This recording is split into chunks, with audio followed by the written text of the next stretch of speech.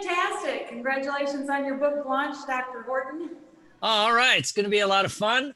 I know you were going to talk to us a little bit about movement, and then I got to find that video again. It's on this computer somewhere that you sent with you and your significant other, right? Who's in there? Are you making him work today?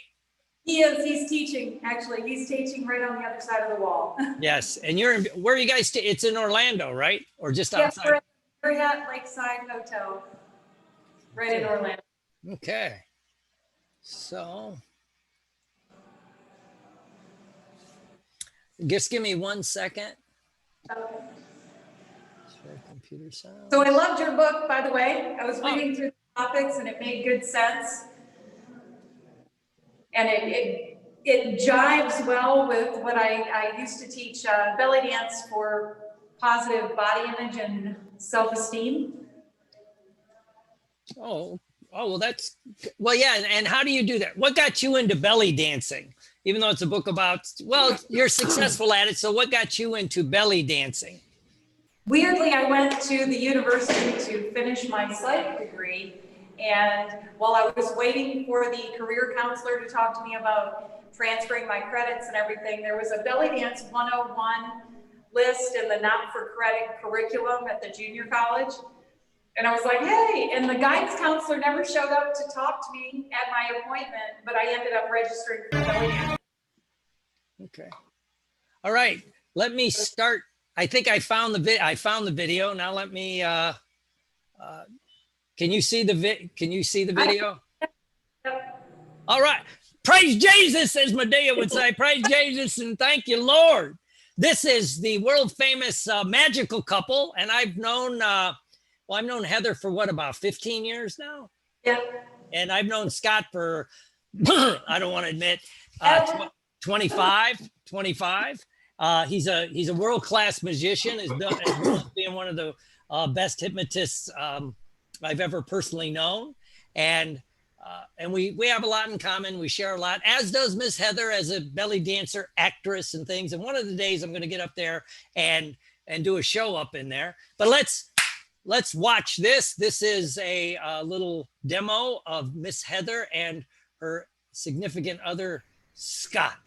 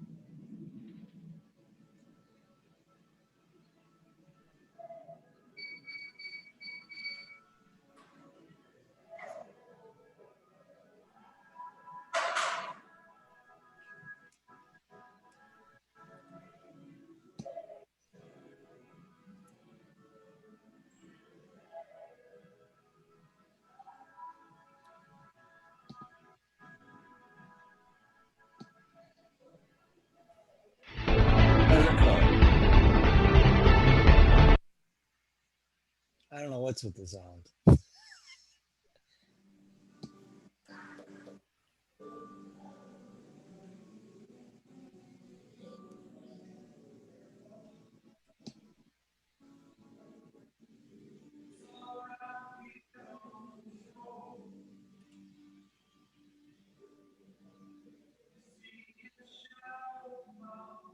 Everybody, please mute yourself on the call.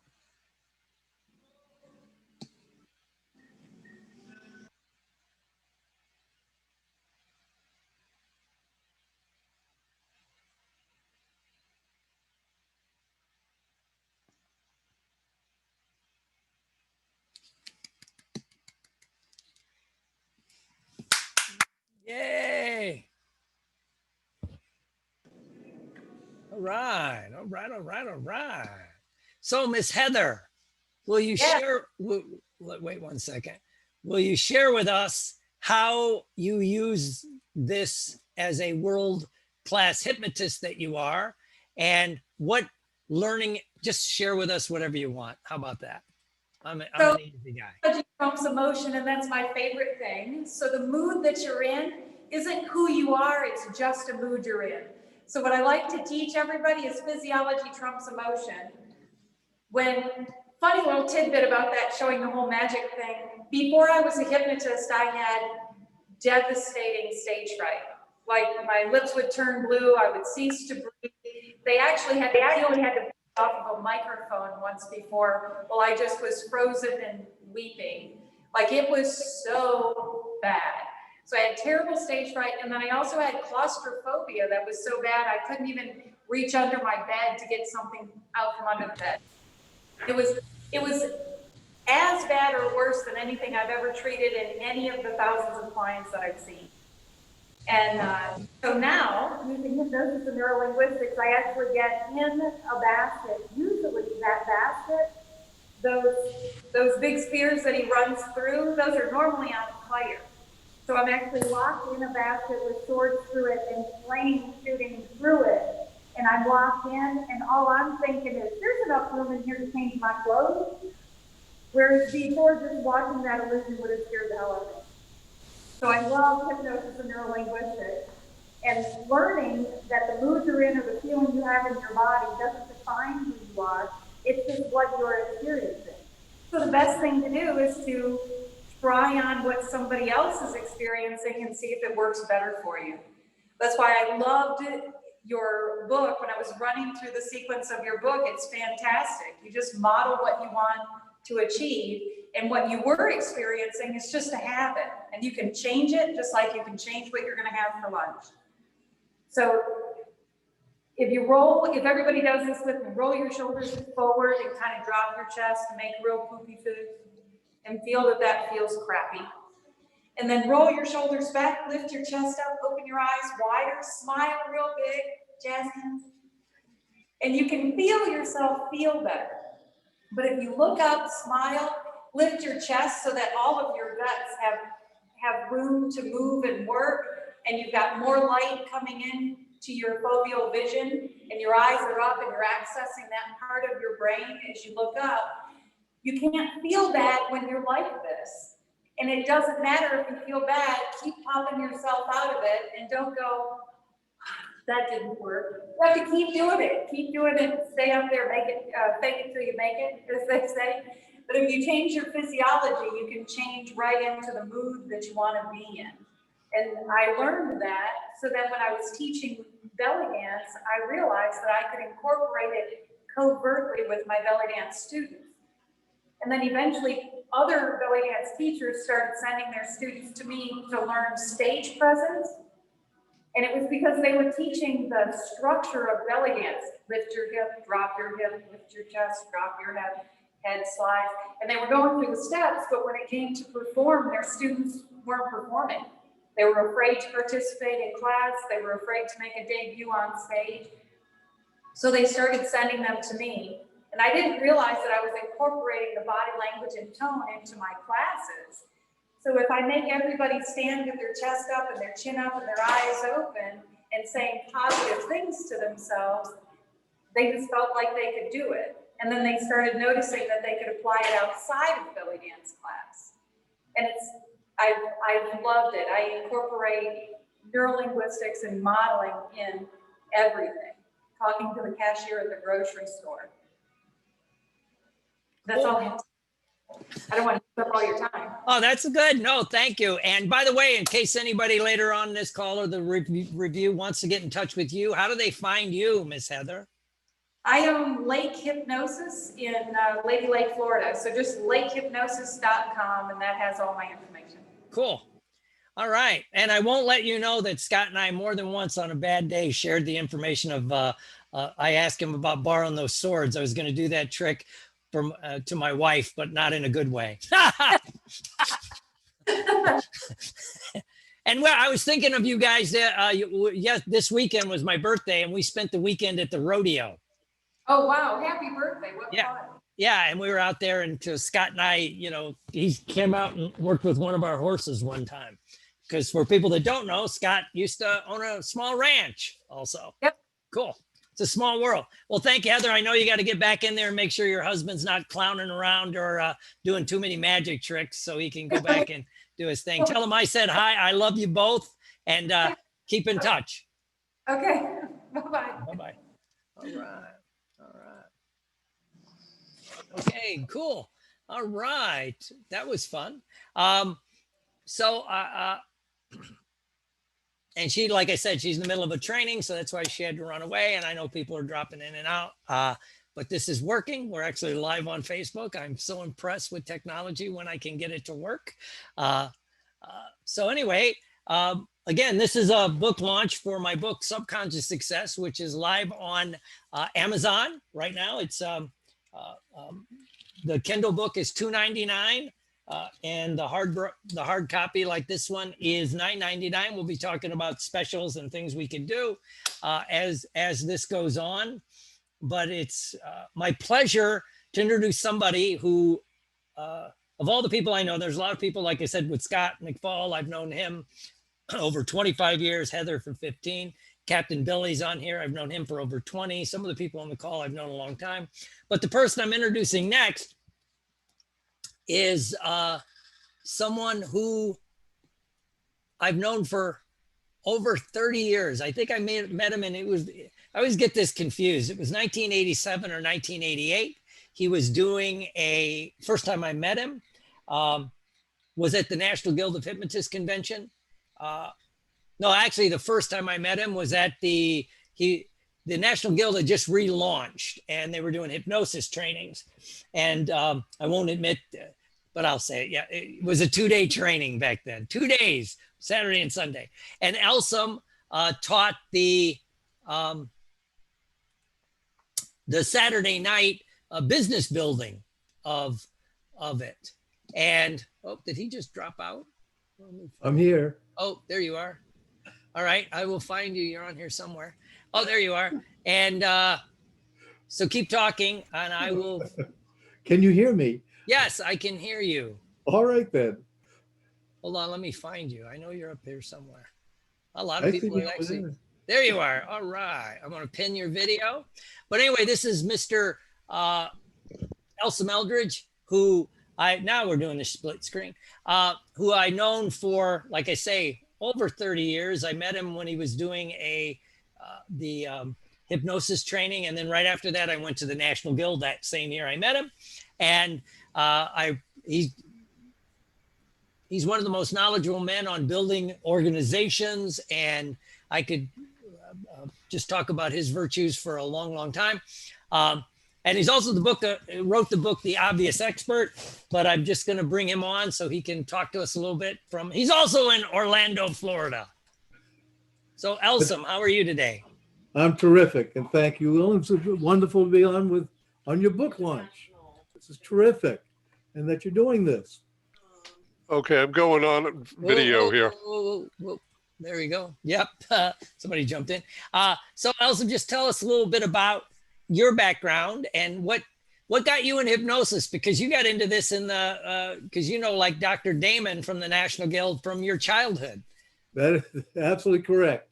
The Dr. Damon was one of my, because he had, in his days, he had a TV show as a magician as well as everything he does. And as a kid, I went along to do some of his shows as a kid, so I could be sort of an assistant in the magic world. That was back in Nashua, New Hampshire, before Manchester, New Hampshire. So that's how we got to know each other way back then. And then I got involved with the National Guild of Hypnotists as that began growing and growing and growing, as it's just done really well. You and I got together as you began teaching NLP for the National Guild on a regular basis now, which we really appreciate. And the students that you have at National Guild always appreciate, well, just how well you get their training done in a fairly short way, but a thorough way. And it's just been terrific having you do that. And glad to have your book now out. That's that we can even learn more from what, and you can make it available to, of course, everyone that's on this call and a whole lot of more people as well. And so glad to be here with you, and just congratulate you and recommend this book, because I also had a chance to get through it, to anyone that's on the call and everyone else that sees this. Thank you. And tell us a little bit about, I know you wrote a book called The Obvious Expert, which is right over there on my shelf. And I've recommended it to people when they become an NLP or hypnosis trainers, because you want to place yourself as an expert and all And that. the exact title of the book, written by my son and myself, is How to Position Yourself as the Obvious Expert. And it has a dozen different ways to very specific strategies to make that happen in whichever niche you're in, and grow yourself in, position yourself therefore, and being recognized as the obvious expert in whatever level you wish to be. Oh, cool. Cool. And you told me this morning, we talked before we launched, that you're kind of updating it a little bit. It's coming out. My son Mark and I are working on the next edition of it, which will be out in about 6 months to a year. We're still adding pieces to it because there's always growth, and the more we learn, the more we're in any business, and the more and you'll find this out with your new book as well. You'll, a year from now, you'll want to add some more material to it, more ideas, more strategies, I'm sure. And funny you should mention that, because late last year, I wrote a book called Habits for Success, Neural Restructuring Techniques, Learn the Secret of How to Drop Bad Habits and Develop Good Habits, which led to Subconscious Success. There you go. Because I could have redone this book, but I decided to do 2 small books. And yes, because it's constant, you and I talk about, I know Billy's on the call, and Carolyn East, Pam, I could go down the list, Miss Tracy. How many of us, those have been around this field for a long, long time, when people that are just coming in the field, ask, like, how do you get good and how do you stay in the field? How do you stay relevant and everything? And I know I've talked to all of you and a few others on the call, Lori, and I mean, the list goes on, but it's about continuing your education and learning more. Always, always, and always. Whether it's going to a Never conference, stop learning. Right. conferences, seminars, taking on.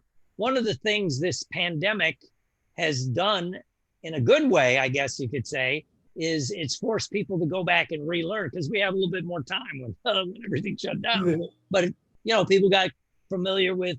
I was lucky, I guess, because I'd been doing Zoom sessions and Zoom trainings since 2012, and so it wasn't that big a shift for me. But it's made everybody rethink about how things work, and I know you helped build the National Guild of Hypnotists convention. You're the guy, you're the power player behind the convention side of it, and how you're constantly bringing in new people and new ideas. And That's true. And just because we had a couple of minutes, and I've got you here, where do you see our field of hypnosis, neurolinguistics, law of attraction, all of this stuff kind of blends together? Where do you see it going into the future as it becomes more mainstream?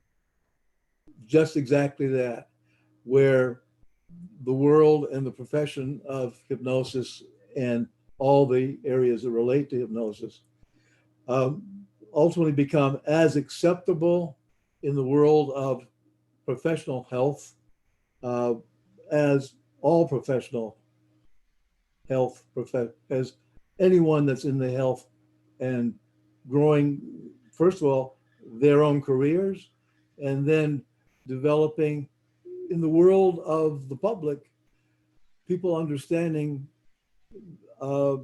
hypnosis is just as important, in some cases more important, than a whole lot of the other specifics in terms of technologies, health technologies. Cool. Yeah, I see. I see it changing, and I can tell you this from being as, besides a hypnotist, and NLP, and addictions person, I'm a psychologist, licensed psychologist, so I kind of straddle the fence. Right. But one of the things the pandemic has done in that field is there was a whole push against telemedicine, teletherapy, telepsychology, which when everything shut down, we had to go to this stuff, right? Including taking it into things like nursing homes and assisted living facilities, because you couldn't go there. It was just that simple.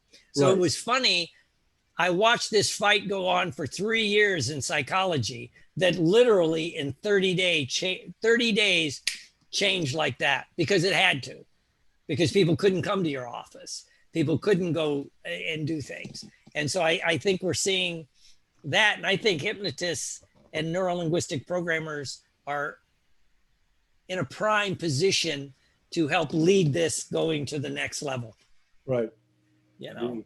And the National Guild and a few others have been, putting things out there, how to do online sessions, how to do online trainings, and Exactly. we saw I'll just admit it, we saw the Guild get dragged into the 21st century when this happened about doing trainings online. And I understand wanting people in the room to practice, but I think everything is going to be hybrid from now on. So it's going to be kind of interesting. And we all will just keep growing accordingly. Yes. And so any final words from the esteemed Professor Emeritus Elsom Eldridge about, what you could share I know we have people on the call that are kind of just coming into the world of hypnosis and NLP and training, a lot of new trainers.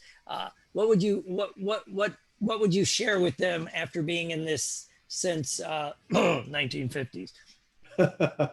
Well, obviously, whenever you see a convention such as our NGH convention, and we'll be doing a convention in this coming year.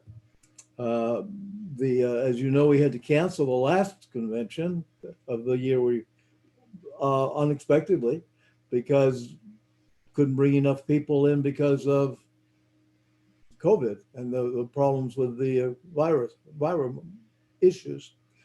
Now we're looking forward to this next year of 61, how about 21, where we will have the convention, and in another major way. And we invite everybody that's on this call, obviously, to come to the next NGH convention, which we will be promoting and letting everyone know exactly when it is and how they can become invited. Anyone that would like to, who's a professional in hypno, and what we've done since we had to cancel the convention almost a year ago now, and the one we're in rather. Well, everyone that was scheduled for that convention will now be in the next convention that's coming year, and we're just so looking forward to it.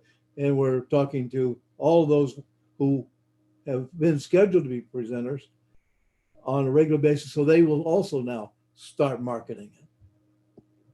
Yes, cool. All right. I'd like to thank Mr. Elsom. If everybody could give him a round of applause for sharing with us this morning. So there's, I'd like to thank you. And he'll be around and oh, by the way, how do people get in touch with you, Mr. Elsom, if they want to get in touch with you about your book or about anything, about the Guild or anything? How do people get in touch with you? Easy to get in touch with me is, my email is eeconsults at gmail.com. eeconsult@gmail.com. Oh, I forgot to tell everybody you had a huge, and you still got a consulting, you train consultants on how to be consultants, which will be a big, that Doing feels that to for be coming years, of back. course. Yeah, Exactly. cool. All right, thank you. Cool. Terrific. Good luck with it all. Thank you. All right, so let me tell everybody the schedule as we're doing it now at 12:45. The world famous Tracy Canaan will be on, singing, dancing, telling jokes, making fun of people and myself. And I've known her for a long time. She'll be on at 11:45 and share with us at a little afternoonish or so. Someone near and dear to my heart, his name's, I call him Carlo Thomas. He'll be on. He's a world famous opera star. He really is. He was in Phantom of the Opera, sang at the Met in New York, sang at opera houses all over Europe, and he'll grace us with a song or two, I hope. So that's going to be fun. That's around noonish, a little after, and so that's the entertainment side. So again, 12:45 is Miss Tracy, noon-ish or so, a little after noon is Carlo Thomas, and it's going to be fun. And I know Carlo because he's my voice teacher, and there's a whole story there that we'll talk about, which ties into the book. Speaking of the book, why we're here, Habits for Success, why we're doing what we're doing. This book, boom, right there, Subconscious Success. This book was a spin-off of a class I was teaching, and the class was on subconscious success. I was creating, when the lockdown happened, I started a process called the butterfly experiment. It's still on Facebook, and we post stuff there.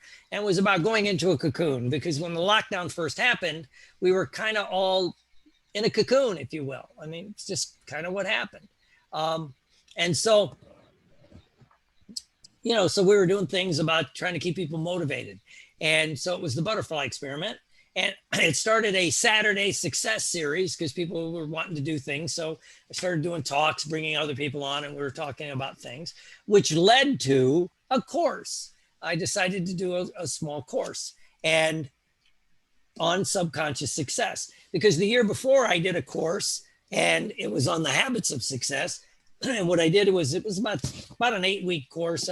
Once a week for an hour. We did a class on how to develop the habits of success, how do habits actually work in your mind, what goes on in your mind to create a habit versus, because they always say that it only takes 21 days to make or break a habit, which is kind of in our lexicon of the world right now. But I have to tell you, that is bullshit, right? That it takes 21 days to make or break a habit, because you can create a habit instantly at times. A habit can be created almost instantaneously.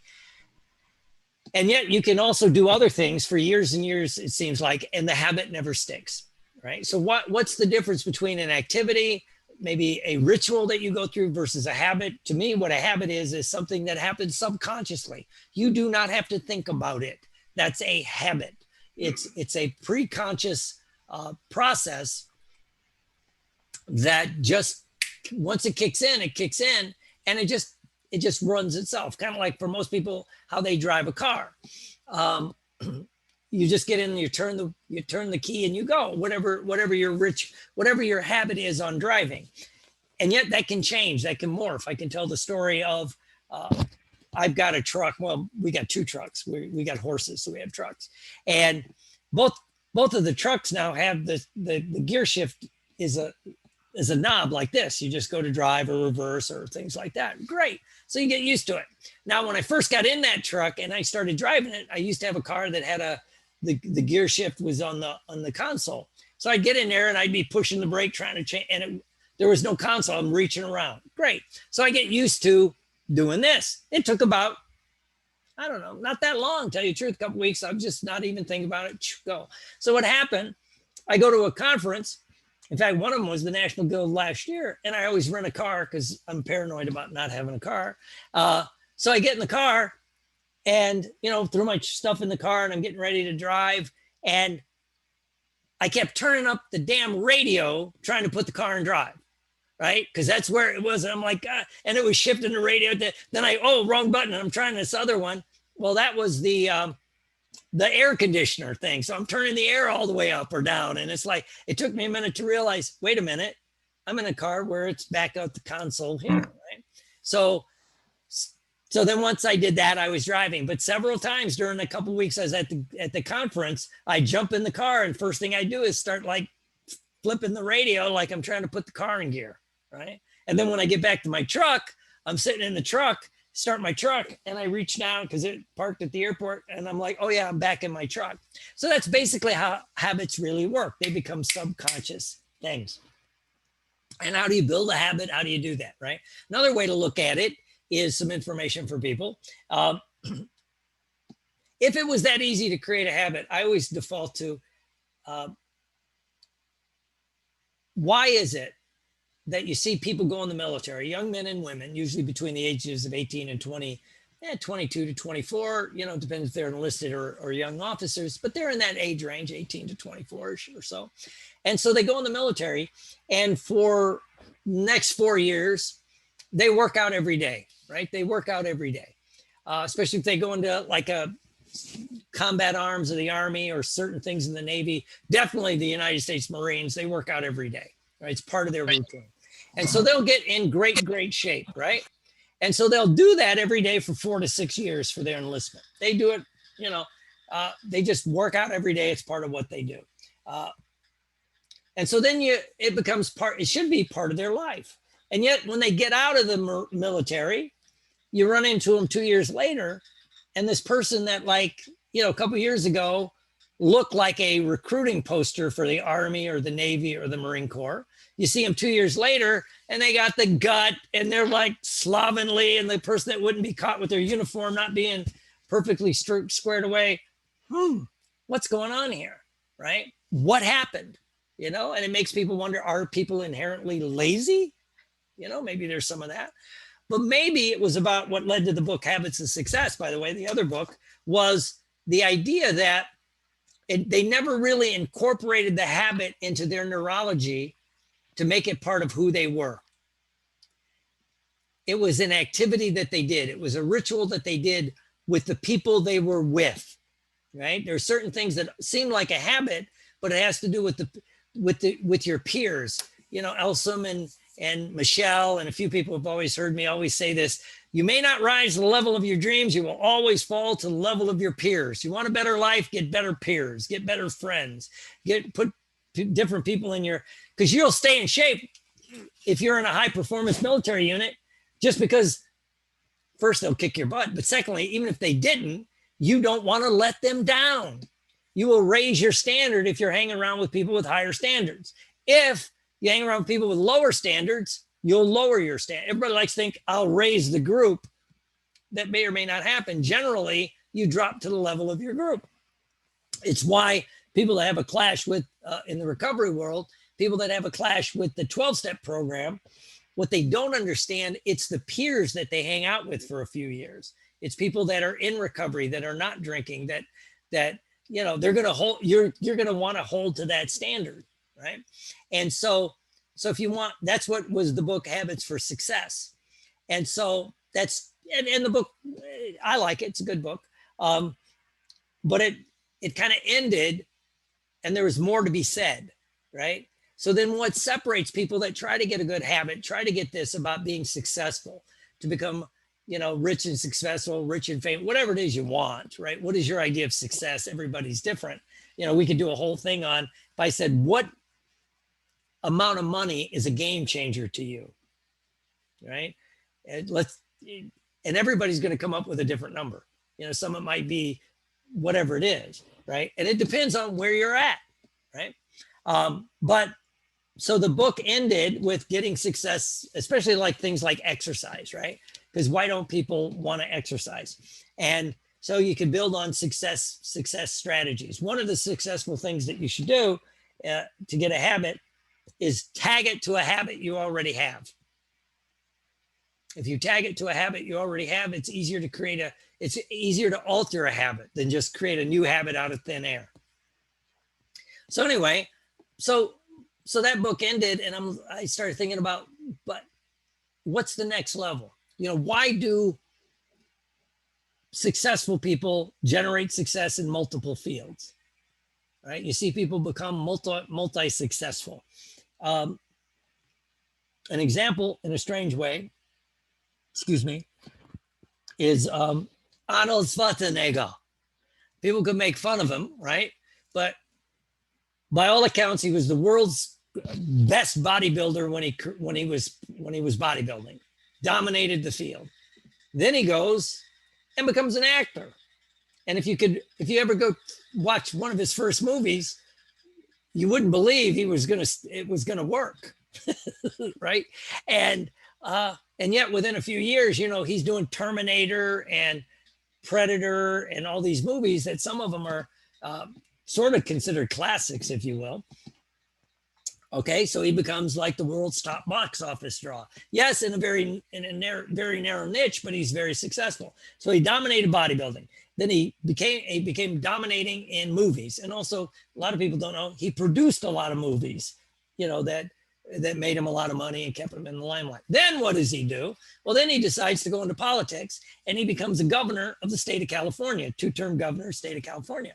But some people say, you got to remember, state of California is 20%, almost 20% of the American population, or a little over 10% of the American population, right? If it was its own country, it would be the 9th largest country in the world by volume of business. So it's a huge enterprise to run. And he took over, and, depending on how you look at it, he was successful. At least he was successful enough to get reelected, right? And so there's a guy that did boom, boom, boom, several different things. Or I look at someone like Elon Musk, who created PayPal. And why did he create PayPal? He created PayPal because he saw a need to create a business for a way for small entrepreneurs to take payments without getting screwed by the banks. Because some of us here can remember, if you want to take credit cards, you were held hostage to whoever your bank was. And it was a nightmare. So he creates PayPal. Everybody told him PayPal would fail. It would not work, right? And I think now it's like, if it was a bank, it would be like in the top 10 biggest banks in the world. And it was a very simple idea, all online, very easy to use, very transparent in everything that it does. And of course it changed. Now there's other things, but still he created that. So then what does he do? Then he goes and creates the Tesla automobile industry, right? The electric car. People told him he's crazy. It's never going to work, right? And I don't know about anybody else, but here in Florida, I know Elsom sees them all over in Orlando area. It's like there's a waiting list to get Teslas right now, especially the higher end Teslas, right? And so wait, there's more. Then what does he do? He creates SpaceX, right? So it's like he just moves. He thinks differently. He has a subconscious success pattern, right?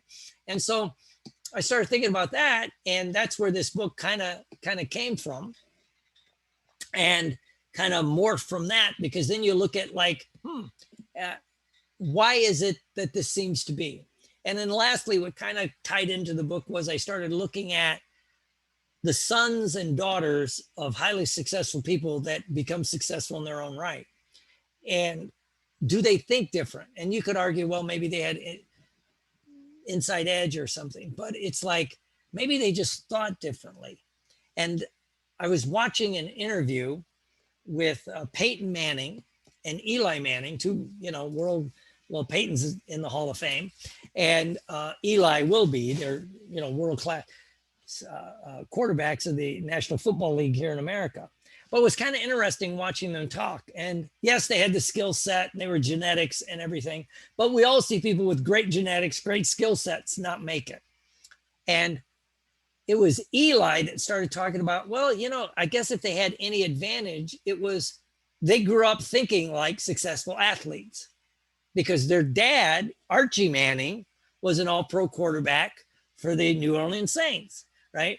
Never had the success his sons did, but they grew up in that environment. So they started thinking about it. To them, success was normal. If you work hard, if you do this, if you do that, certain things will happen, right? And so, they just thought different, right? And I've seen it in my other chosen field outside of NLP hypnosis, and that is theater, acting. We're seeing the sons and daughters of actors become very successful. And yeah, they might have an inside edge with certain things, but a lot of it is there's an advantage growing up thinking like a successful actor or actress. You see your parents doing it. It becomes normal to you to get that kind of success. Where a lot of us, one of our biggest glitches about achieving success is the subconscious block of, do I deserve it? Can I have it? Is this good? Right? And that's why the title Become Rich and Successful by Thinking Like Royalty. They're trained to think a certain way, right? If you, and that's a lot of us, it's the luck of the draw that our mindset was set by certain things. So we have the tools to change it, but we have to know how. That's basically all I was going to go with there. Let me stop the share right now and ask Miss Tracy. It's a couple minutes early, but I'll bring her on if she would. Let me pin her.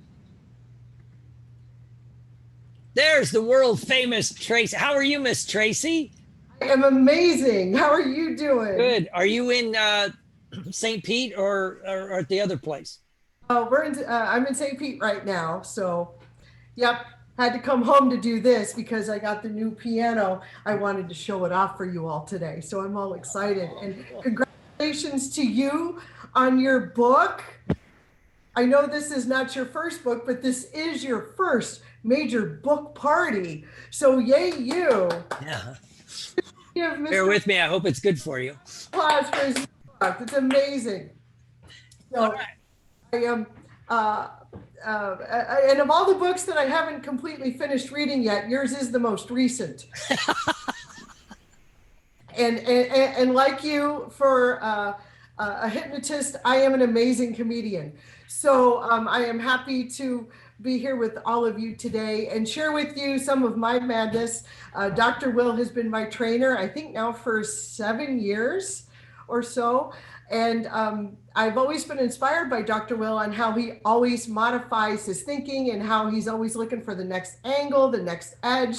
And I started employing that in my own life and finding, how can I push myself and push my limits? And he may ask or not, but I'm going to give you my website, which is tracykanan.com. And let me spell that for you because it's got a lot of A's because I'm Arab and we do that sort of thing.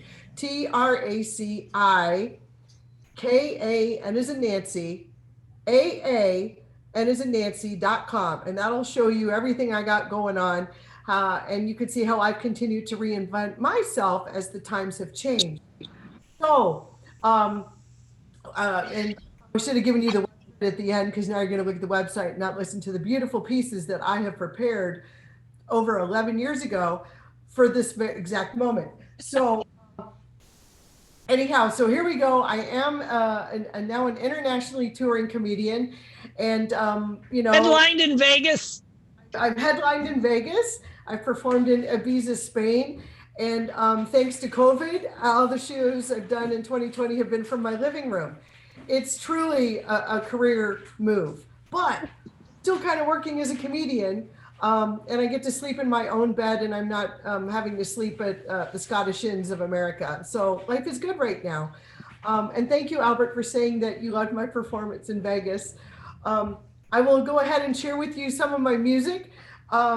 This first song that I'm going to do for you is about a girlfriend of mine, and maybe some of you have a friend just like her. And if some of you have children nearby, now is a great time to mute this, okay? All right, so I'll be on the clean side though, but still. All right, so here we go. Song about a girlfriend.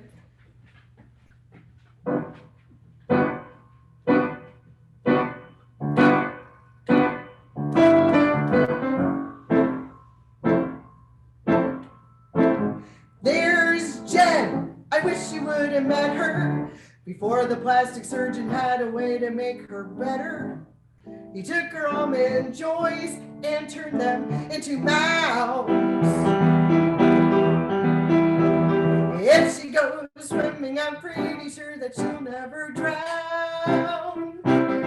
Hey, Randy and Ronnie, have you seen them yet? Oh, but they're busting out. My friend Jenny got a set.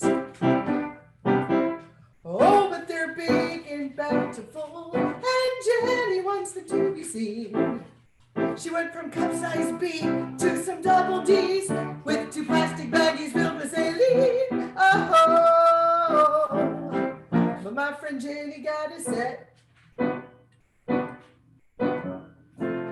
She's become a topless dancer. There's her headlights on his toupee. All right, and not all of these have endings tonight, so you could just clap like they do. Go ahead. Let me see you clap. Let me see you clap. All right, 6 of you, and the rest of you are not showing your video. That's okay. I will take the 4 claps that I saw. Thank you. Mwah. So anyhow, through hypnosis, you know, I have battled weight my entire life, and I finally got the edge on top of it thanks to hypnosis and actually using some of Dr. Will's techniques. But prior to this, I always wanted to entertain at Weight Watcher conventions. Do you guys care if I try out some Weight Watcher song parodies tonight? Go ahead and give me a thumbs up if you want to hear some Weight Watcher song parodies. Awesome. Okay, this will be Weight Watcher song parody number 1.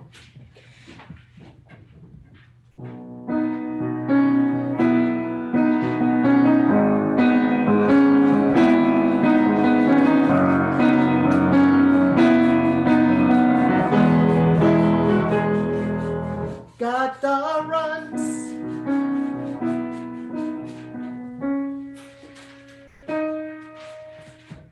All right, remember when I said not all of these have endings today? We just don't have enough time for endings. So you just clap like they do. That's amazing. Who else is going to give you a comedy on a Monday afternoon? Thank you. Clap in. Awesome. Thank you so much. All right, this will be Weight Watcher song parody number 2. Okay, hold on. Slow down, you eat too fast. You're gonna get a big fat ass. No endings, don't forget. All right. Thank you, thank you. This will be number 3, okay? Muffin top, I got a muffin top, muffin top. Yes, thank you. My muffin top is a little higher than others, but that's how it rolls. So now, this next song, I know some of you may be wondering, Tracy, what's your background in music?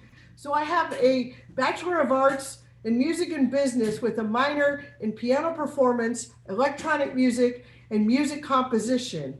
And this degree cost my parents $60,000, and I have used this $60,000 degree in music to sing dick jokes in comedy clubs. So I'm going to do one of my most favorite dick jokes of all time, just for you, just because this is Dr. Will's favorite song. I don't know, it's mine. That's all that matters right now. I'm in charge. So here we go. A $60,000 dick joke just for you.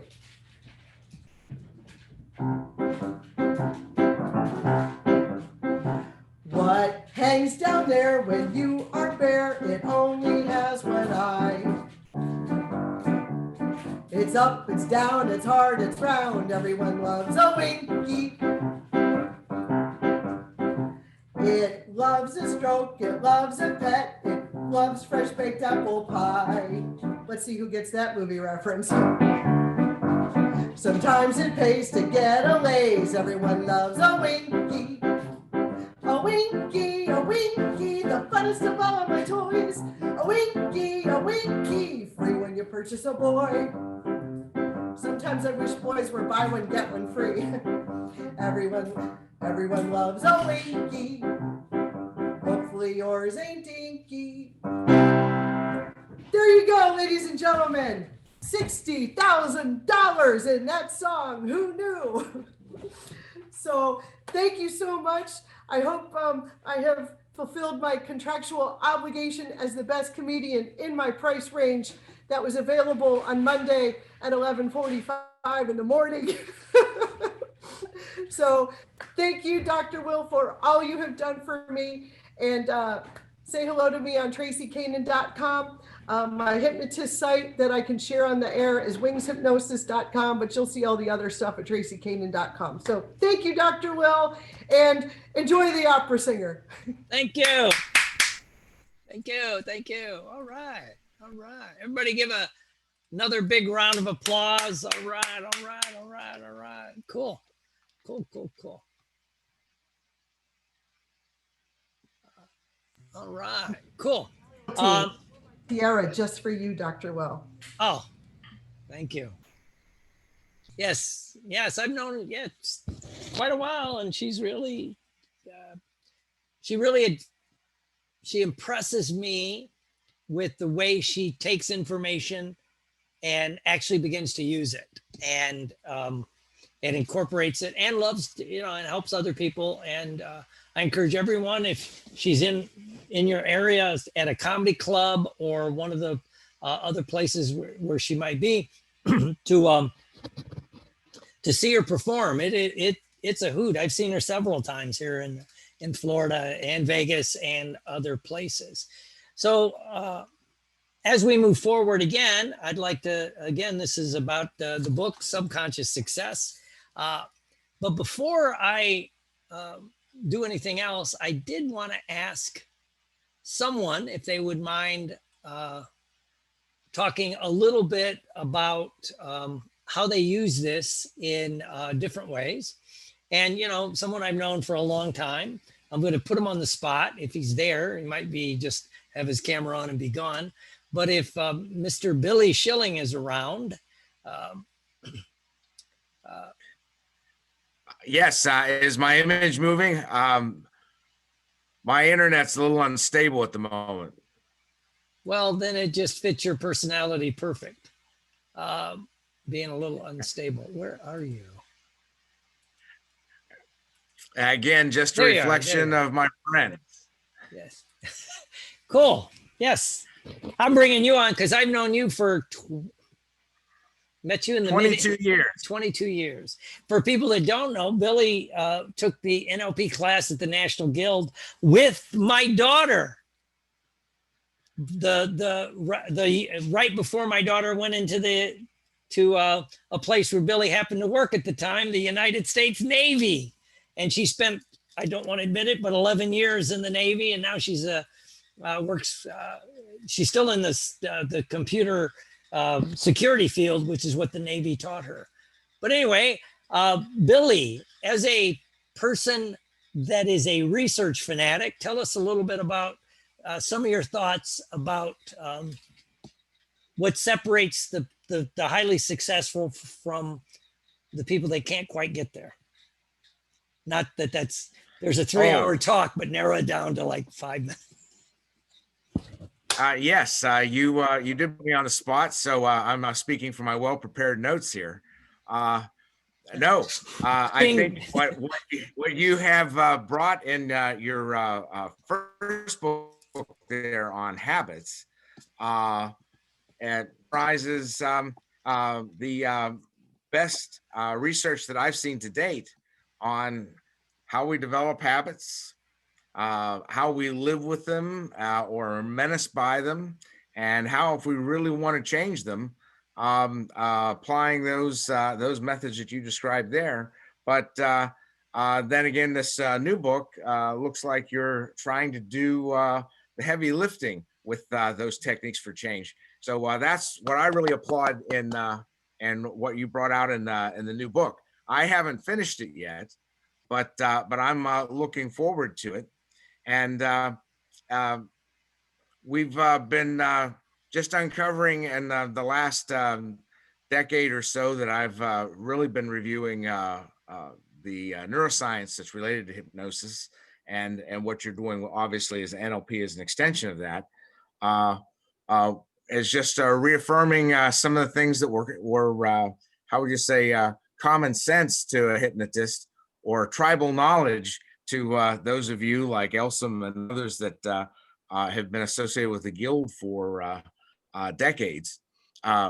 And it's only now that some of the things that were alluded to by Mrs. McFall, and trying to extend that understanding of neuroscience and get us out of our heads and living more in our bodies, where we've had this really artificial distinction in the West of mind and body. It's really mind body. But you're moving in that direction with what you have there now, to really feeling what that success is, and modeling it as someone who's achieved the ultimate. They're at the top of the pecking order, and as the metaphor you've chosen as royalty, is probably appropriate. And some of the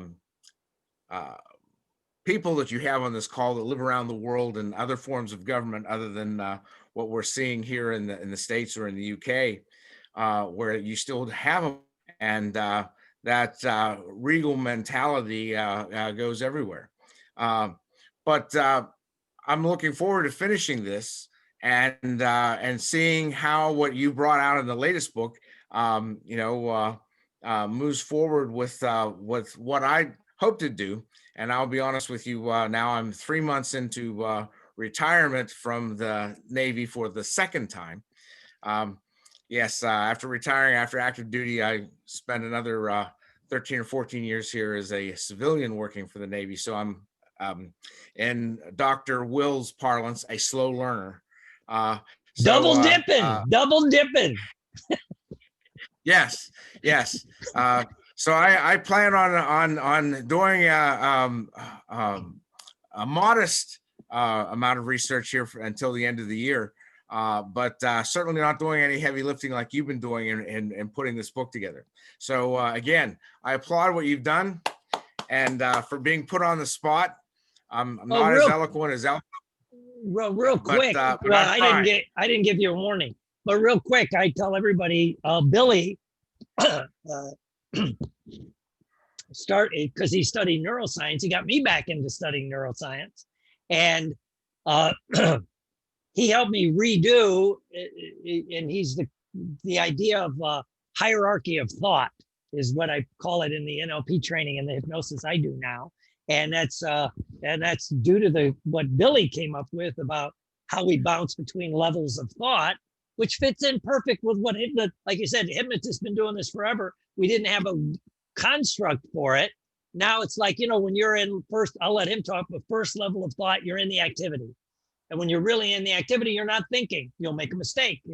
You'll be like me in the truck, turning up the radio, bitching at the car, right? You're in that.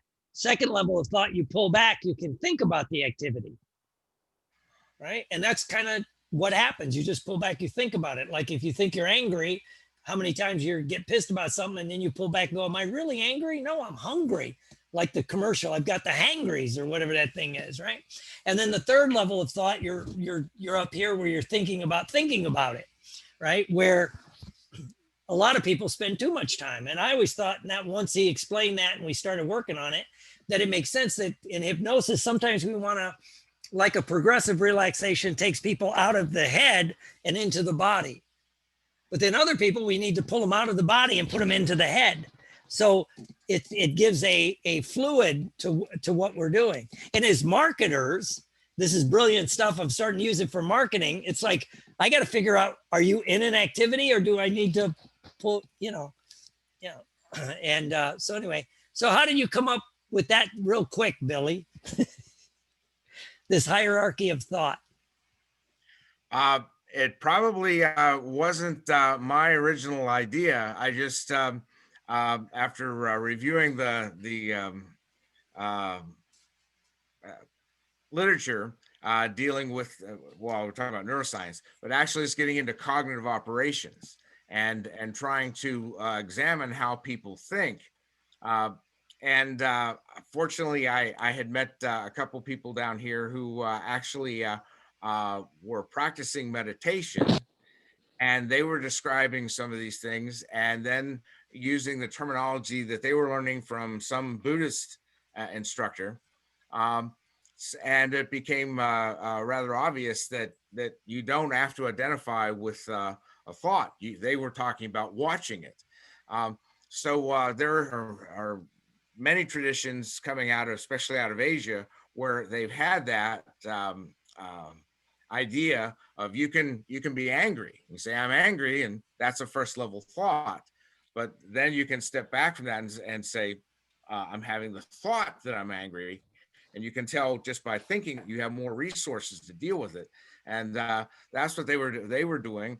So I looked at how that was being described by a few people looking at cognitive operations, and they describe things as there as a hierarchy of thought. So that's where the HOP model comes from. And as you've ably described, you can say I'm angry, or like today, I'm enjoying this. But then I can step back the first level, the second level, and say I'm having the thought that I'm enjoying this, and then I can even become even more dissociated and say, I notice I'm having the thought that I'm enjoying this today. And from this vantage point, I have all kinds of resources. And some of these people I've met here pursuing these meditation techniques, they've identified in some practices 6 levels of that meta state that get to the point where that's how some of these great masters become one with the universe, because by the time you're that meta, there's no distinction between you and anyone else or anything around you. But I'll wait and see if that's in your next book. Most of us are dealing with one or two levels in our building, and not building a skyscraper here. But yeah, I'm banking on you building the skyscraper. Well, right now, I think a lot of people are thinking about buying this book today. And for those that buy the book, once you buy it and let me know you bought it, shoot me an email or a text or message, however you got me. I'll send you a copy of one of my other books, an ebook of it, like Quantum Psychology, which is one of my favorite little books that we're all interconnected. Because I look on this call, I don't know how many people are on Facebook, but we've had like 40 something on this call. I believe nothing happens by mistake in a weird sort of way. So you're here for a reason. So if you buy the book, so if you're thinking about it, just quit thinking about it, get into the experience and think about how it'll feel if you have the actual paper copy. Well, why not get both the book you could read on your phone, right? And get the hard copy. So when I run into you at a conference or a seminar, of course, I can sign it for you. So just think about the experience of reading it and how good it'll make you feel. So that's kind of a way to play with this hierarchy of thought, so to speak. And all of us in the hypnosis and the NLP world don't realize how lucky we are that the information that we have, we assume psychology, social work, and psychiatry or medicine knows what we know. Trust me, they don't, right? They may have an inkling of it, but they don't have the actual knowledge that we have. So anyway, yeah. But if you buy the book, and that's serious though, if you buy the book, let me know you bought it. There's 2 things I'm going to do. One is if you buy 1 copy, let me know. I'll send you an ebook of another book I wrote. If you buy a copy and post a review on Amazon, either Kindle, or if you buy the hard copy, just do a Kindle or a Amazon review. If you buy the book, when you buy the book and do an Amazon review, I'm going to give you a free course that I've done. I have a couple of different courses. I'll give you a couple of different options. Might be NLP for business, might be NLP for sales, which is coming up. I'll give you that if you buy the book and post a review of this book, right? So, because that's what generates it. Please buy the book today. I will ask you to do that. That's a favor. Buy the book today. The reason I say buy the book today, the way Amazon works. If I can sell a whole bunch of books in a short period of time, you know, few hours, it drives it up. And then once you get to a certain level, it goes into their algorithm. So they start recommending the book. And then as people post reviews, that also feeds into the algorithm. I'm learning all this. I would just write a book, put it out there, and then go write the next book. This information is pretty cool. So I want people to have it. The other thing, if you buy 10 copies of either the hard copy or 10 copies of the ebook or the Kindle version, and there's a way you can gift a Kindle book to other people. If you do that, if you buy 10 copies, again, I'll give you one of my other books and a free course. But you might want to get if you buy several copies of the, excuse me, the Kindle book, you can gift them to other people, which would be pretty cool. So now I'm going to, let me find him. Someone I've known for, I don't even know how long I've known him, to tell you the truth. A long time, quite a while. Mr. Carlo Thomas, who I'm going to pen and ask him to come on. Add pen. Boom, there he is. Carlo, are you there? It might take him a minute. As I said, he's a opera singer. Hopefully he's still there. Never know. Well, while we're doing that. There I am. Okay. Yeah, I can hear you. Yes, I just see my picture with another name, Carl Slow. My real name. Okay, hold on. Oh, start your video. Oh, start my video. Oh, there we are. Oh, there I am. Oxygen and all. Okay. Okay. All right. And I've known you for almost 10 years. 15. 15. Here's my story. And with Mr. Carlo, I was doing a play. It's funny. I've been doing theater since I got out of the Army. I was one of these guys, never saw a play in my life till I was in a play. I wasn't in it in high school. You know, I thought it was weird. I just joined the Army, drank beer, played football. That was my life. And then in the Army, I decided I want to be an actor. So I go to an acting school, the American Academy. And unfortunately, an addiction took that away from me, the alcohol addiction, which also ruined the military career. But it led me to where I'm at. So in a way, I've been blessed. But after I sobered up, I got back into theater, and I do theater, regional, community, live theater, not very, very little film until the last 7 or 8 years. But anyway, I would do all these plays. And as you know, in theaters, community theater, regional theater, every other show is a musical. And so I would be in a musical, and I would never sing. I was always the guy they would go, just mouth the words, right? And I'll just be arrogant. I'm a good actor, and I'm a good dancer, so I was in the shows. And I would always play the comic guy or the comic relief. A couple of times I was in shows, and they kind of changed the song a little bit so I didn't have to sing it, because I was told, and this ties into what we're talking about with success, I was told I was tone deaf. That's why I couldn't sing. I had horrible voice teachers is what it was, or horrible choir or vocal directors for the plays I was in. So rather than try to teach me, because they didn't know, they just said, you're tone deaf, you can't do it. So anyway, and it bothered me, but hey, I was working, so I'm going to do what I do. Anyway, again, like I said, how we're always drawn to people we need. I got cast in a show, sight unseen, a show called Titanic, right? And like a lot of people, I didn't know the show, so I'm thinking it's probably more like that movie or something. It's going to be this other thing. Little did I know it was an operetta, right? Where everything is sung. I don't think there's very little, if any, spoken words in it, right? So I get cast in this opera, right? And I'm like, excuse my language, how am I, right? But they had Carlo there doing some vocal instructions, warm-ups, teaching us things. And he was the first instructor I ever came across for voice that said, darling, if you can speak, you can sing. No one's shown you how yet, right? And so I started hanging out with him and listening to him, right? And I saw the work he was doing with these very good singers, and we had great singers in the show.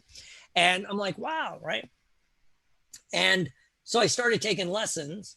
And what's kind of interesting is probably for about the first 6 months to almost a year, all they had me do was doing scales, right? Because I had to learn how to hear the notes. I still remember saying, you just don't know how to hear the notes. I never processed it before. And so he taught me how to do that, how to back up that, as we say in NLP, back up to the basics and begin to build on the basics.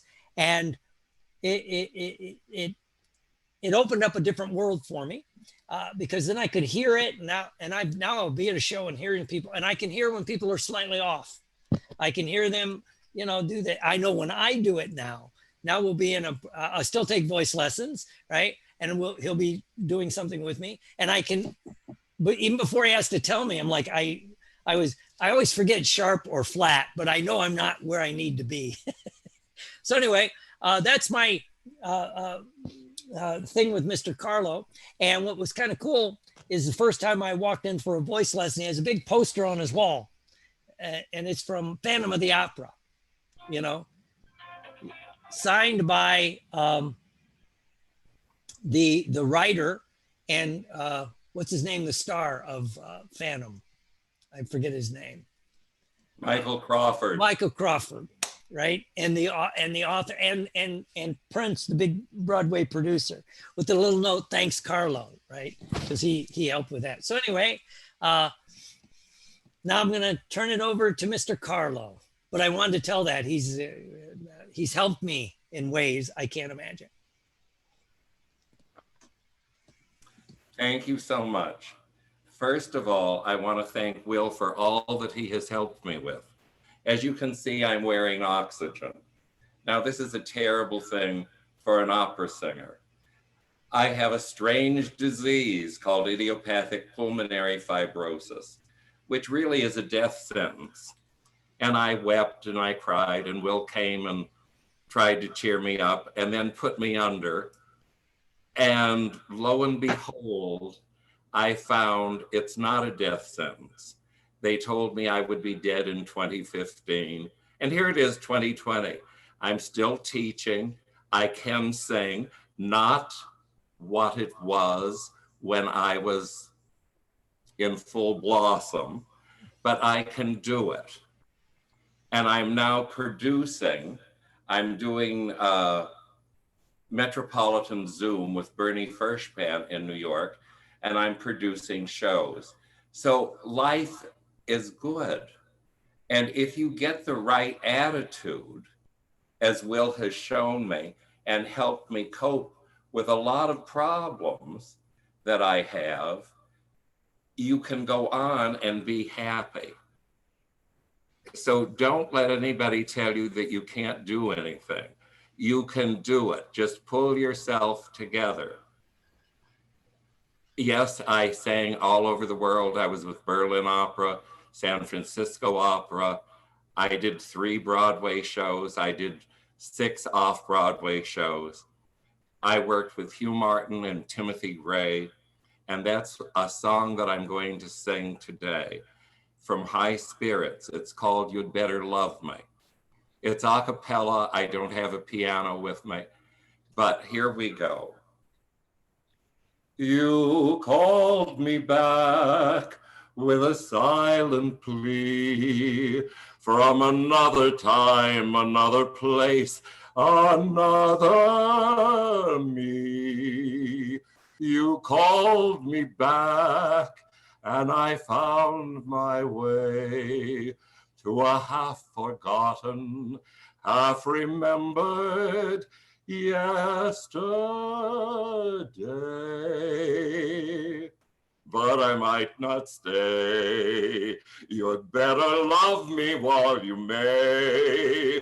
Tomorrow I may fly away. I want your gentle touch, your continental touch, your elemental touch, and you want me to. Oh, I know that you do. You'd better love me while I'm here. Tomorrow I may disappear. So don't let this miracle melt away. The clock ticks fast above me. If you think fondly of me, you'd better love me while you may. You'd better love me while I'm here.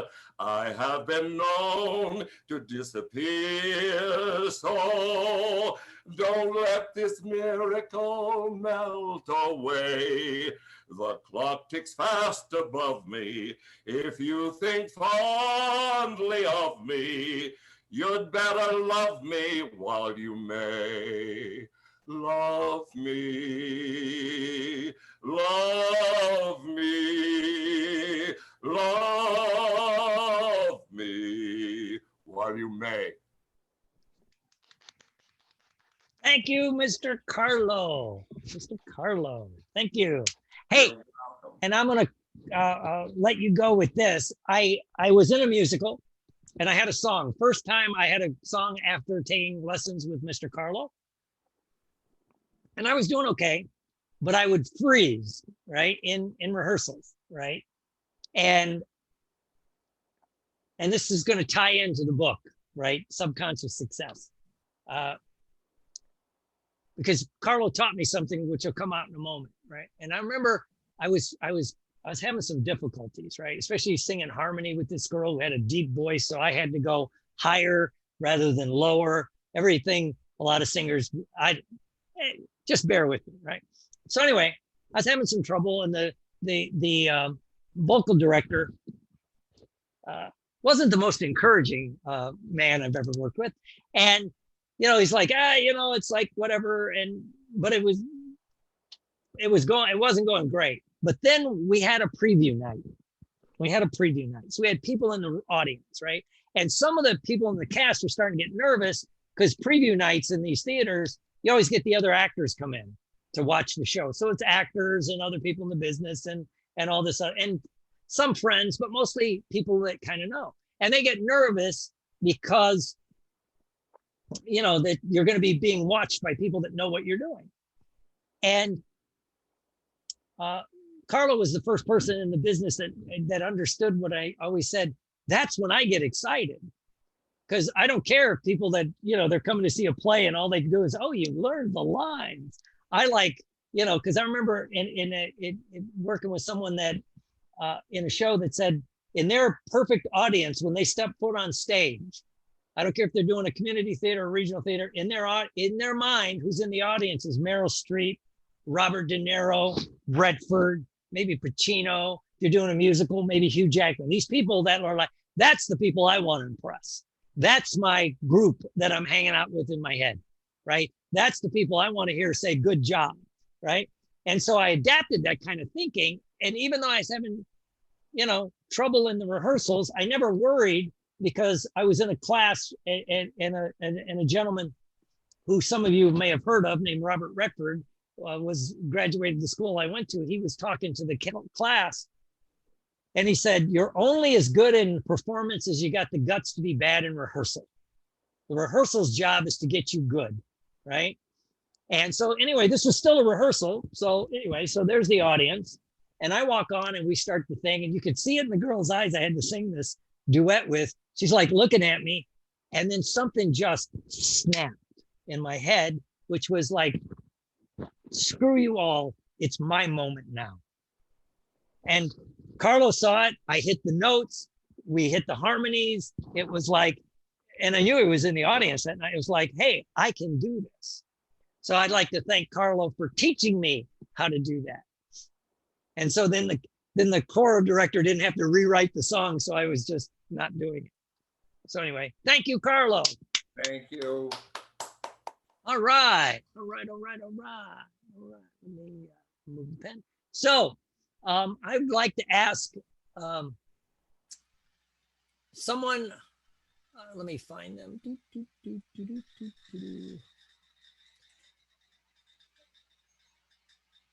Pam, if you wouldn't mind, because I've known you since the midnight. You were in one of my first NLP classes at not one of the first ones at the National Guild. Let me find you now. Where'd you go? Where'd you go? You don't have to turn your camera on, but let me find you. And there you are.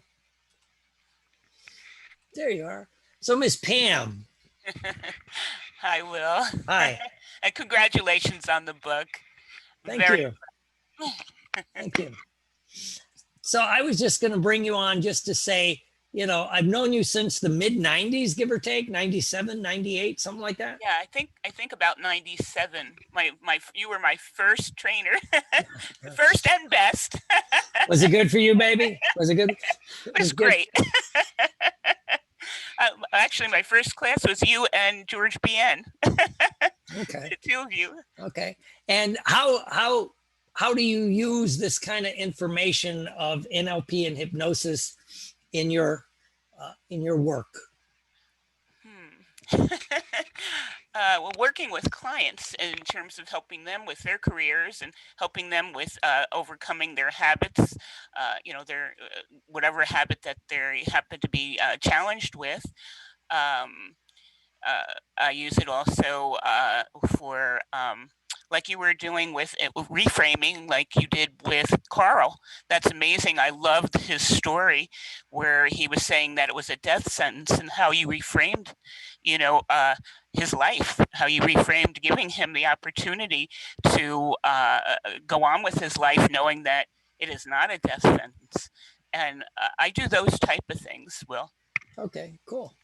All right. Well, I just wanted to say, since you've been around a while, just wanted to say hi and thank you very much. Oh, thank you. You have no idea how much you have influenced my life, Will. Really, that was such a studying with you has been such a turning point for me. And I've watched you transform so many other people's lives. And I can't give you enough thanks, and I can't give you enough applause. Oh, thank you. All right. Well, I want to bring on a couple ladies real quick who I've known for a long time. She was came down to Fort Myers and I was doing a training in Fort Myers, and she showed up, and we've been friends ever since. And so I'm gonna bring her on just so she can say hi. Her Miss Elizabeth. There you go. Hi. Yes. So, you know, I just got to use NLP yesterday in a very unique way. I have a 15-year-old client whose father is apparently a pathological liar. And I taught her eye accessing cues so that she can tell if he's creating or remembering what he's telling her. And it was kind of a sad thing, but really fun to be able to share. She was excited. cool. And now you do a lot with, tell us what you do specifically. I know you do So I have a private practice and I teach, and as you know, I teach NLP and hypnotherapy. And then I also do something called theta healing, and all of it, of course, goes to the subconscious mind and makes that quick change. And it's all about subconscious success. I just bought the book. So I waited till today because I thought you wanted that surge of purchases. And I'm excited. I'm excited from having watched it from the beginning through our class, watching you put it on Kindle. That was all very exciting. So it's nice to see the launch party. But I actually took NLP from you quite by accident. I don't know if you know that. But it was when the Guild was sending you around to do the sports hypnosis. Oh, yeah. When Don had a stroke. Don had the stroke. And I had just finished my hypnosis training a few months prior with Jerry Kine. And I thought I knew a lot. And then I signed up for your class, and that was my introduction to NLP that day. And that is the reason I went and took the full course, because I was so blown away and remain blown away after 17 years of practicing it. So Oh, cool. All right. Yeah. All right. Thank you. thank you. It's fun to be here. All right. Thank you. And how about Miss Caroline? Sweet Carol. I got to do a vocal warm up before I do anything. I'm not Carlo. I can't just sing off. Well, thank you for that introduction. That's sweet. Happy birthday, happy belated birthday, and congratulations on the book. I think we met in 2014 when I took your first class, the Basic NLP Practitioner, and then at the NGH conference in Marlborough. And then the following summer, I took the Master Practitioner. So I've been following you, taking your classes ever since. You have really, truly changed my life, changed my habits. And what I'm most thankful for is that now, 6 years in, that I am able to do the same for others. And the art of reframing and changing the way we think has made such a difference, not only in my own life, but in so many others, that as Pam said, and Elizabeth have said, I just can't thank you enough. Because when you see the quality of a person's life change because of how they've learned to change the way they think, it's such a feeling of fulfillment to know that it's not that difficult, really, just to change the quality of your life. And when you have quality, it reignites your passion for life, and it enables you to accomplish so much more than you ever believed you could have.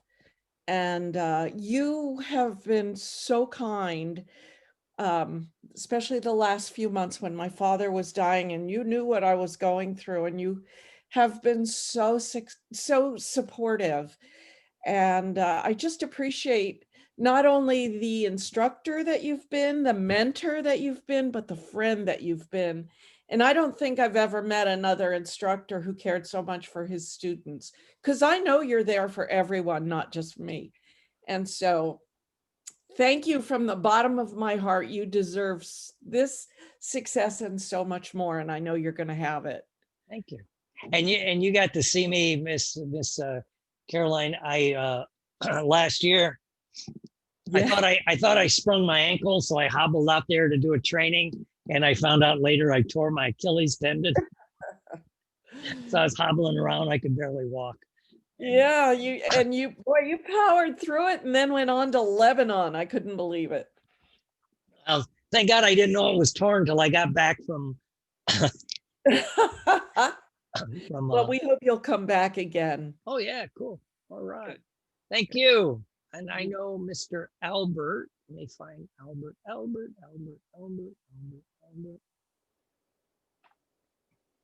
Where are you, Albert? Hold on a second. Yeah, I'm here. I see you, but I don't. I see you, but I don't. There you are. All right. There I am. All right. Ad pen. There we go. All right.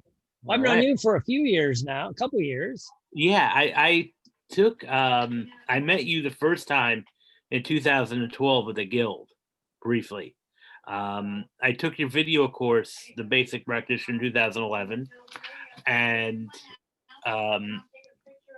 now I'm in the trainer's track.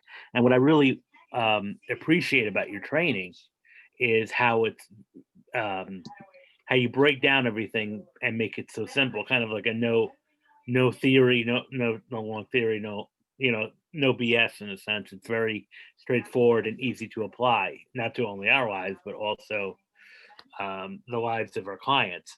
So I like the way you really break down every technique and make it, up to everyday use. And I took your essentials course, just as a refresher back in April, and you really made me enjoy wanting to work out every day. you know, it was like the techniques. The technique seemed so simple, but at the same time so powerful. So, you know, I really want to thank you for that. And, you know, I just enjoyed reading your books, and, you know, and I look forward to Okay. keep studying and keep training. Well, Albert, besides being a hypnotist, is a psychologist. He has his doctorate in clinical psychology, teaches psychology at a college, and he's also a theatrical agent. And so it's fun to watch someone learn the things like NLP and hypnosis and actually apply them, because I've seen him and you know, apply it in that field. And in fact, for anybody listening, on Wednesday at noon, on I'll do it. It'll be a Zoom, and now that I can do it easily, Facebook Live. Albert's going to be talking about using NLP and hypnosis with performing artists, actors, singers, dancers. You know, the performing arts side of it. So, anything you want to say about that, Mr. Albert?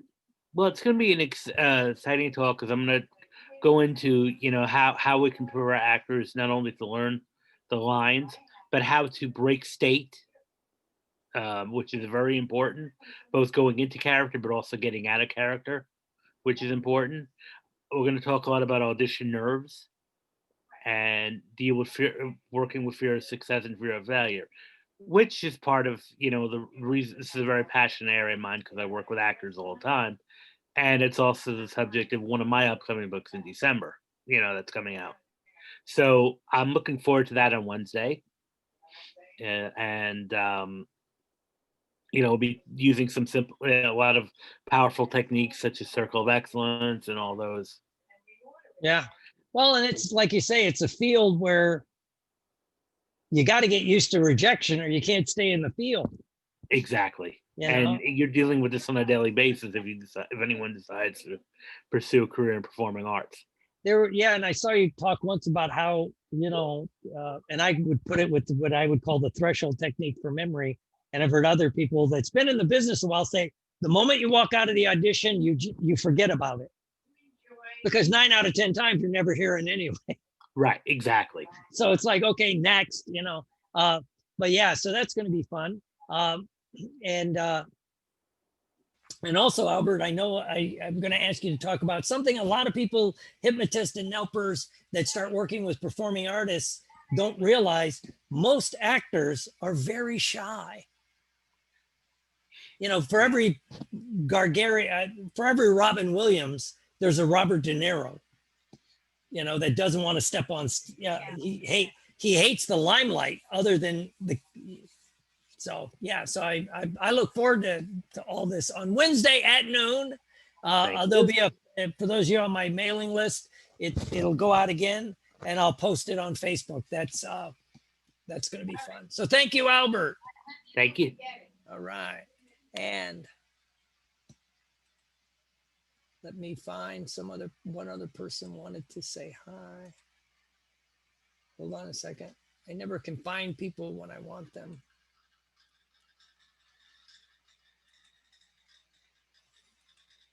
Okay, can't find them.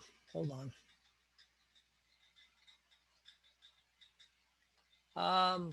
Anyway, does anybody else want to say hi? He's waving at you, Will. Oh, is he?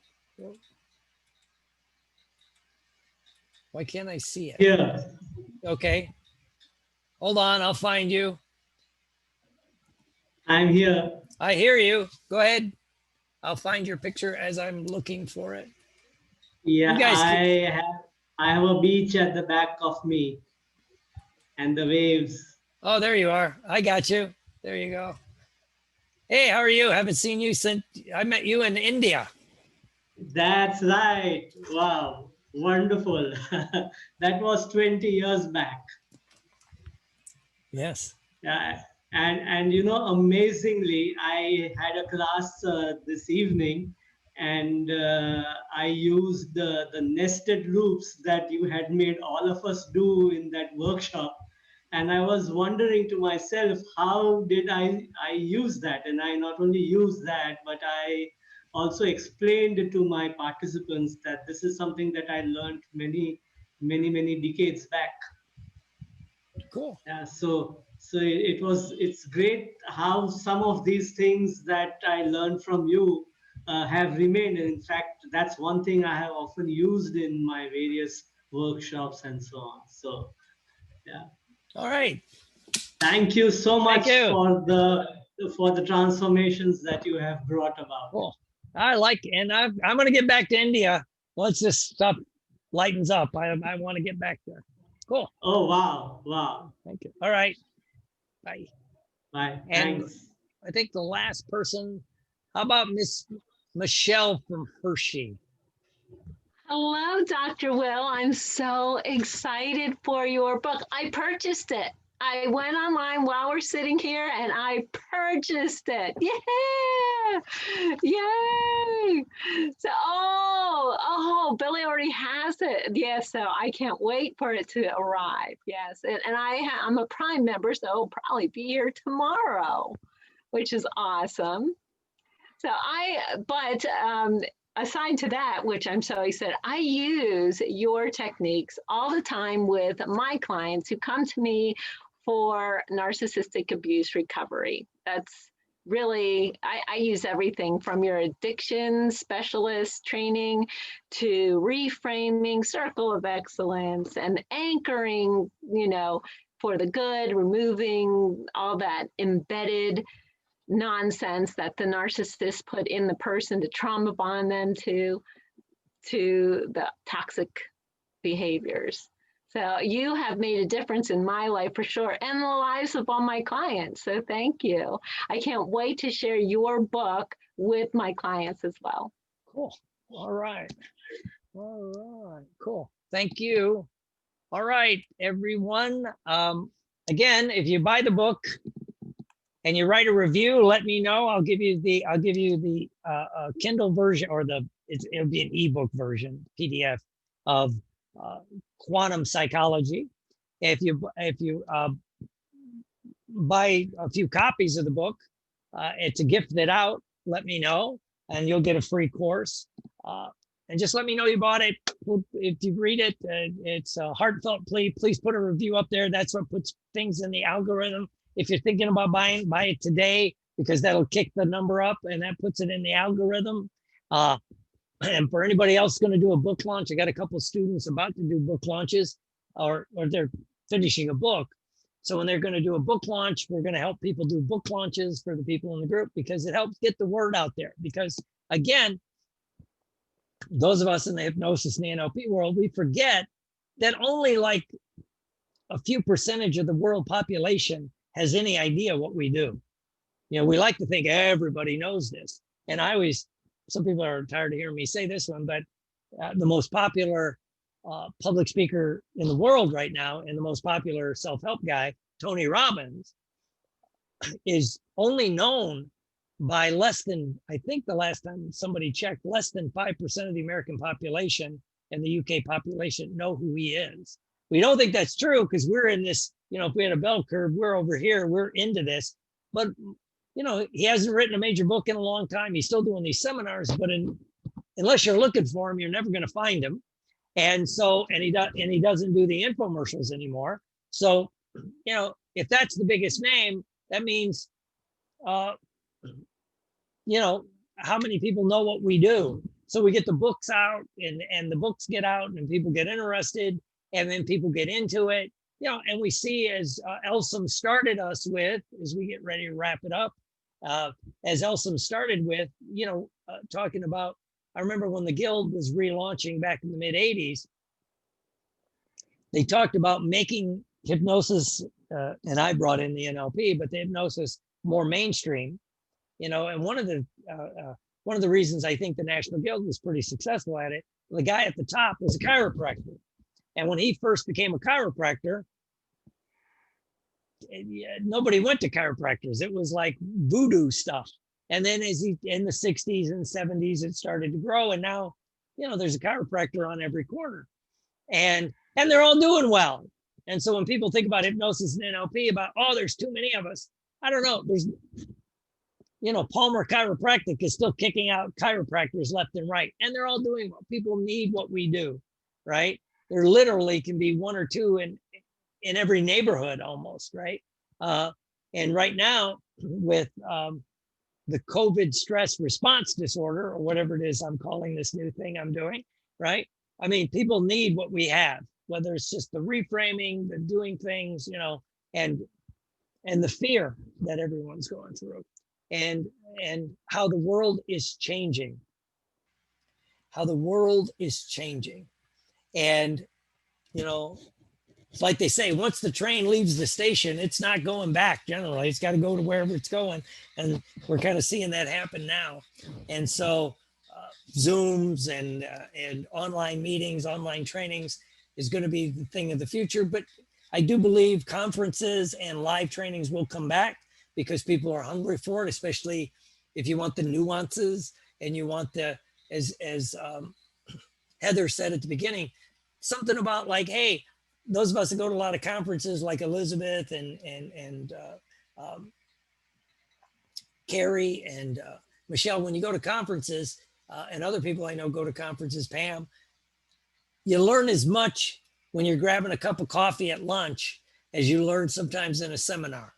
You know, I've learned a lot. I just went before the lockdown, I was at a seminar on internet stuff. And I actually learned more from the guy I was sitting next to half a day than I did at the seminar. It was just some of the, that's what happens. That's why I think we miss that. And I think those of us that have been there understand that.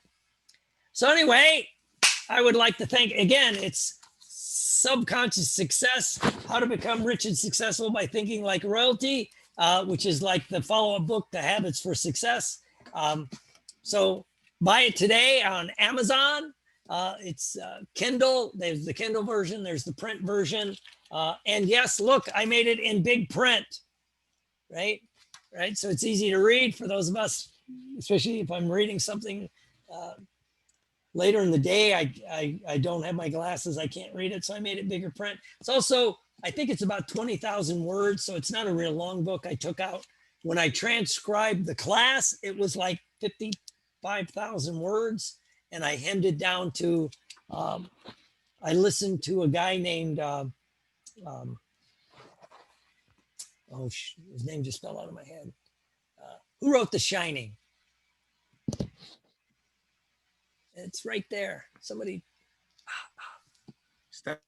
Stephen King. His book on writing, he always says, you should go through 3 times and remove words, right? And so I went through, I removed a bunch of words, then I removed more, and then the person that edited the book for me kind of made it flow a little better. So we cut it down to about 20,000 words. So it's a pretty easy read, just the stuff you can use. And those of you that know my trainings, I want to give you the stuff that, what I call street smart NLP is what we call it. Street smart NLP, the stuff you use in the real world. And I'll close with, it's funny, I just had an email from somebody who was asking about something about meta programs. And so started a dialogue on internet, you know, emails back and forth. And he said, well, there are 60 meta programs. And I'm like, that's a made up number. That's just a made up number. I've been in this thing for 40 years. I can tell you there are probably 8 that are actually useful. I'm not saying that there's not a whole bunch of them, but it's kind of like timeline therapy. Timeline is simple. It's not that difficult. You can make it difficult. Especially you can make it very difficult if you're trying to sell a $3,000 course on that topic. Same with meta programs. It's pretty simple, you know? And so I try to make stuff fast, effective. And what are you really going to use in your office, with your family, with your friends, in your business? If you have other businesses, what are you going to really use? Some of the people have been in my course on NLP for business. And that's what I did in that class. I took, you know, what does an entrepreneur really need? An entrepreneur does not need to know how to do the visual squash. That's a therapeutic technique, not useful in business. And yet I've seen people try to do that. So let's give people what they really need. So that's why I do what I do. And I look forward to bringing you more. If you have any questions, reach out. But again, it's Subconscious Success, How to Become Rich and Successful by Thinking Like Royalty on Amazon. Please buy it. Please, please. My dog needs to eat. The horses they're ravenous. They're 1,000-pound dogs. They have they're endless pits of hay burners, right? And You know, I'm a high maintenance husband. I need money. You know, what is it? Remember that minister say, if you don't give me money, I'm going to be called home. I won't say that because then people would not pay me. But so I'd like to thank everybody. Tell your friends. If you have any questions, shoot me a text, shoot me an email, put it in Messenger with this, because I know it's on Facebook Live, so you can leave it there. And I hope to see everyone as we trudge the road to happy destiny. And again, even though it's backwards there, subconscious success, how to become rich and successful. Hold on. There it is. Now you can see it. How to become rich and successful by thinking like royalty. If you have any questions, shoot me a text, shoot me an email. I'll happily let people know. And I had fun doing this. I didn't know what it would be like. So thank you for being a part of it. Especially, I'd like to thank Heather and Elsam and Tracy and Carlos and everyone else, Billy and everyone else that jumped up and helped. Thank you for doing that. Now that we know how to do it, if anybody else is doing it, we can help each other. That's what it's all about, because we put it up on Facebook, put it on YouTube, we put it out there. Hey, we never know where it'll end. So I'd like to thank everyone, and I'll see you soon. Thanks, Will. Bye-bye.